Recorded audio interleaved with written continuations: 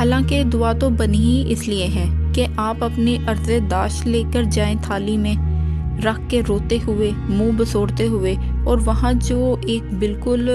جس کو کہتے ہیں نا پیچھے پڑ جانا، پیچھے پڑ کے وہیں کے ہو رہے اور کہیں یا اللہ اس کو منظور نہیں کیا تو میں گھر واپس نہیں جانا۔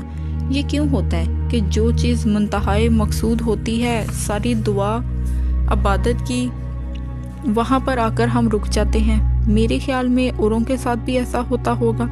کیونکہ میں نے عرض کیا کہ بھائی بہنوں کا رشتہ بڑا قریبی ہوتا ہے۔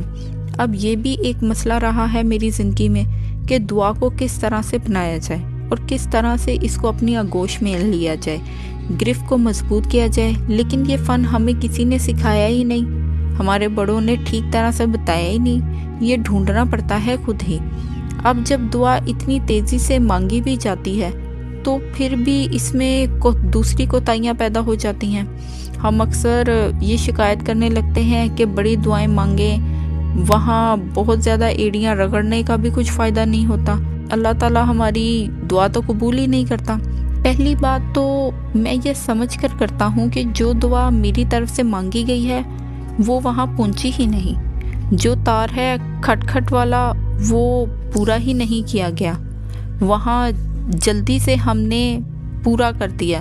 تو اب جب تک کمیونیکیشن ہی نہیں ہوگی تو بڑی مشکل بات ہوگی، پھر کیسے ہمارے درمیان رابطہ قائم ہوگا؟ دوسری بات یہ کہ یہ قبول کیوں نہیں ہوتی دعائیں،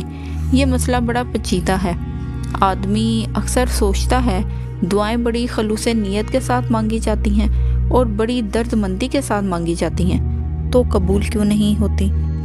جیسے اکثر ذکر کیا کرتا ہوں اپنے پروفیسر انگراتی کا،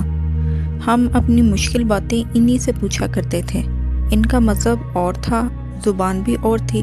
لیکن وہ اتنے بڑے استاد تھے کہ ہم سارے یونیورسٹی کے پروفیسر کھڑے ہو جاتے تھے ان کے احترام میں جب بھی وہ تشریف لاتے تھے۔ وہ زیادہ پڑھے لکھے تو نہیں تھے، لیکن ان کی دانش کی وسعت ایسی تھی کہ اس کی آغوش میں ساری چیزیں، سارے مشکل سوالات کے حل موجود ہوتے تھے۔ تو میں نے پروفیسر انگراتی سے پوچھا، سر مجھے یہ بتائیں دعا کے بارے میں کہ یہ جو دعائیں قبول کیوں نہیں ہوتی، آدمی دھکے کیوں کھاتا پھرتا ہے؟ انہوں نے مجھ سے کہا کہ اس معاملے میں بہت ہی انداز فکر رکھتا ہوں، کیونکہ میں نے بھی دعا کے بارے میں بہت غور کیا ہے، نہ صرف خود بلکہ میں نے اسکندریہ کے علماء سے بھی اس کے بارے میں بحث و مباحثہ کیا ہے۔ تو ہمارے اسکندریہ کے ایک چھوٹی سی مسجد کے امام مولوی تھے، میں نے انہی سے یہی سوال پوچھا تھا جو آپ مجھ سے پوچھ رہے ہیں۔ انہوں نے مجھ سے یہ کہا کہ دعا قبول ہونے کے 3 رخ ہیں، ایک یہ کہ جیسی دعا آپ نے مانگی ویسی ہی قبول ہو گئی، دوسرا یہ کہ ایک دعا آپ کی روک لی جاتی ہے، لیکن جب آدمی بہت زیادہ اصرار کرتا ہے، بہت زور دیتا ہے، تو جو کچھ اس نے مانگا ہوتا ہے وہ اللہ کی مرضی کے مطابق اس کو ملتا ہے، آپ کی عقل اور دانش پر اعتبار نہیں کیا جاتا۔ تیسرا انہوں نے یہ کہا کہ بعض اوقات دعا تو مانگی جاتی ہے لیکن وہ رد کر دی جاتی ہے، تاخیر ڈال دی جاتی ہے، ملتوی کر دی جاتی ہے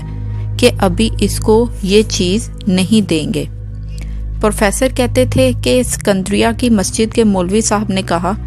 کئی دفعہ تو ایسا ہوگا کہ جب آپ آگے آخرت میں جائیں گے تو تاخیر کے لیے رکھی گئی دعاؤں کے جو انعام ہوں گے وہ اتنے بڑے اور اتنے عرفہ ہوں گے کہ آپ مسرت ہو جائیں گے کہ کاش اللہ وہ دوسری دعائیں بھی دنیا میں پوری نہ ہوتی، یہاں ملتا تو اس کا مجھے بہت فائدہ ہوتا۔